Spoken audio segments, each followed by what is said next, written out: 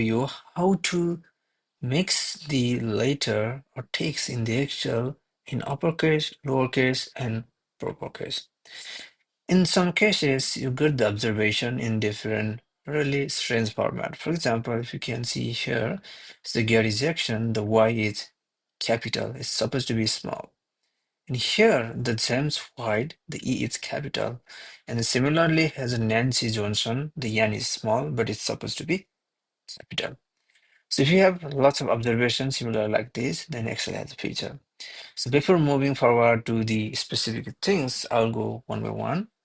First is a uppercase. For the uppercase, we have a function upper, and then choose the text, and then you can see all the letter in the upper. And if you want to do that upper in the lowercase, then it's as function lower, choose the cell, and now you can see.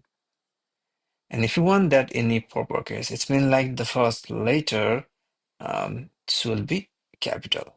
So it's like P or P proper, and then text.